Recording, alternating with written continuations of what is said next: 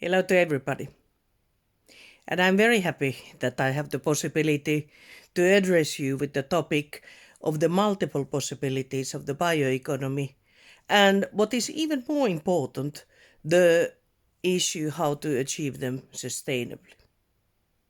Because we do have two very big drivers in our economies at the moment. At the one hand, we do have a huge pressure and need to transform from our economies from non-renewables to renewable sources. Because it's very hard to measure at the non-renewable side the fact whether you are in sustainable levels of consumption of the aluminium or cadmium or whatever is the material. And in bioeconomy, it is far easier to create a understandable and more reliable life cycle analysis about what is the sustainable use of land or forests, for example. And the pressures come from the fact that because we are over-consuming our resources, there are growing needs to add the bioresources on the consumption scale. Well, first of all, it is very important to understand that the bioeconomy can be as bad or even more destructive than the non-renewable economy. Think of, for example, the case of palm oil when we are trying to use it as energy sources to compensate fossil fuels and the damage what it is doing to our biodiversity in various parts of the world. Or that matter, the agriculture that actually is on the biggest need to change because otherwise we are going to have a catastrophe in the global level within 20 or 30 years. We are using already now 2/3 of the land capacity in food production or production of the feed for animals used in food production. And the forecasts are saying that these amounts could be increased even with 50% or even more within 30 years if we sustain our diets and lifestyles as they are at the moment.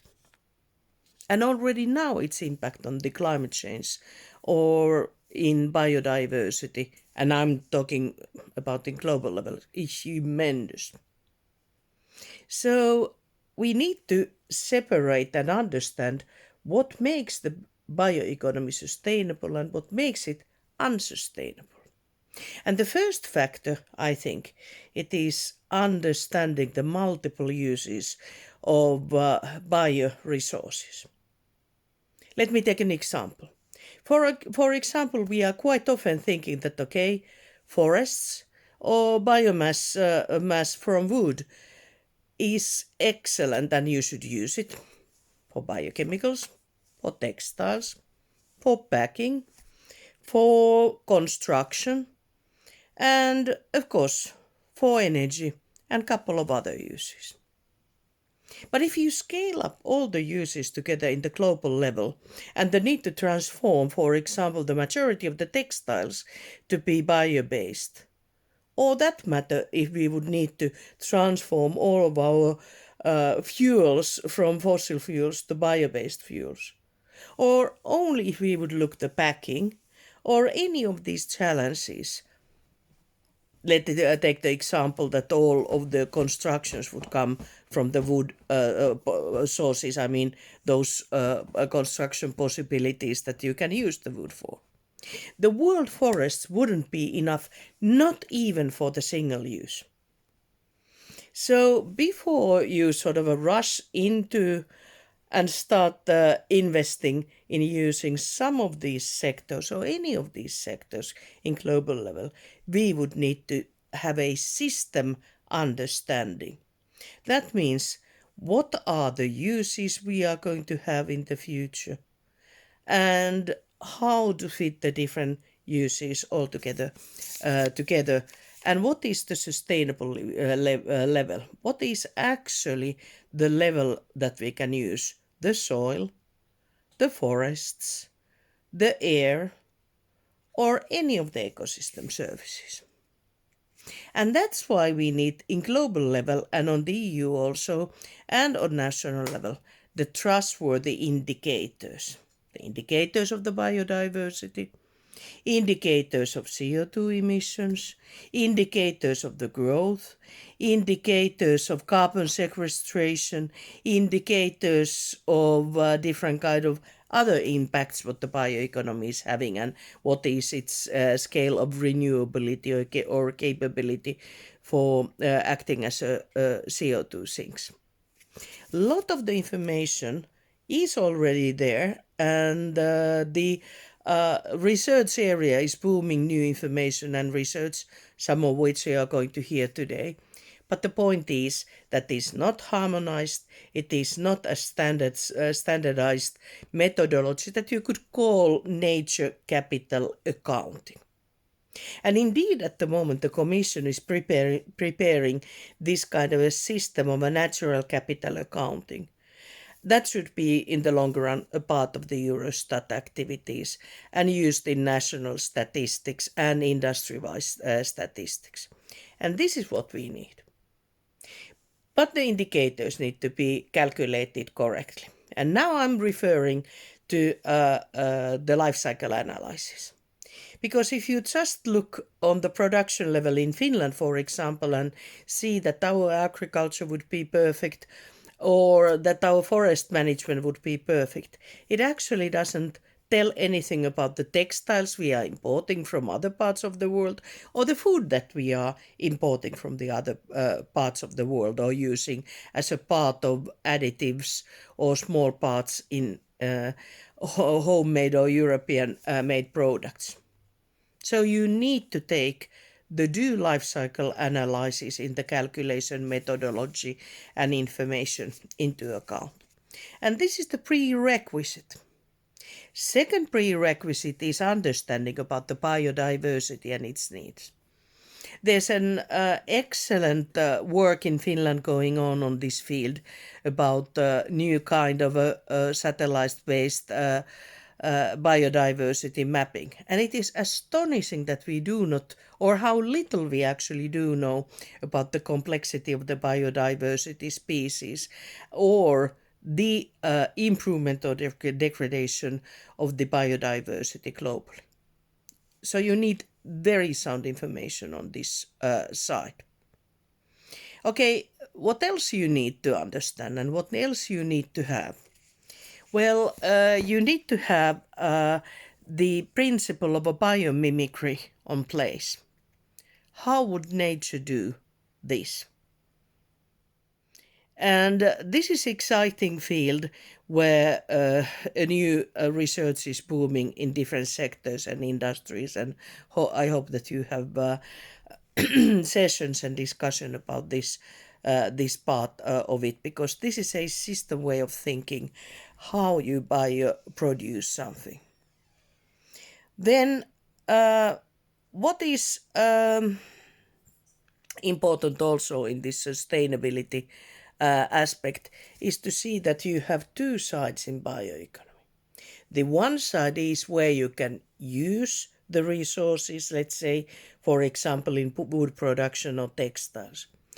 And then the other side is what are the ecosystem services that the bioeconomy by itself produces that you could benefit more, that you should preserve, and actually you should add in many places very urgently this part of the bio capital. Just to name few, it is the carbon sequestration in food production that you are going to talk anyway today more about.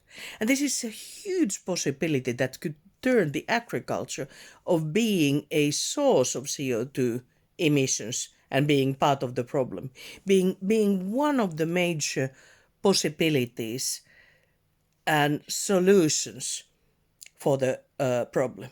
And this needs this understanding of the whole biocycle and the understanding of the ecosystem services, what the soil is producing. And then it is not only the carbon, it is the biodiversity in microscopic level, and it is about the understanding what to grow, where to grow, and how to grow. Well, the another one very important part of the ecosystem services, and that is quite often overlooked, is the biodiversity. And as you might know, it is most endangered at the moment in the levels that it is acutely actually alarming or threatening our survival capacity within tens of the years.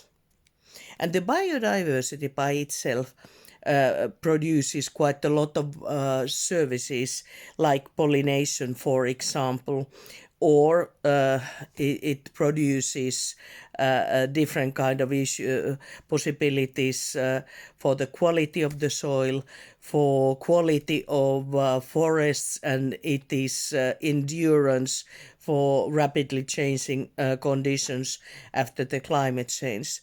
Or that matter for for example, in urban areas, in the quality of the air, or the ability to improve human health, and for example, to prevent asthmas or other health conditions.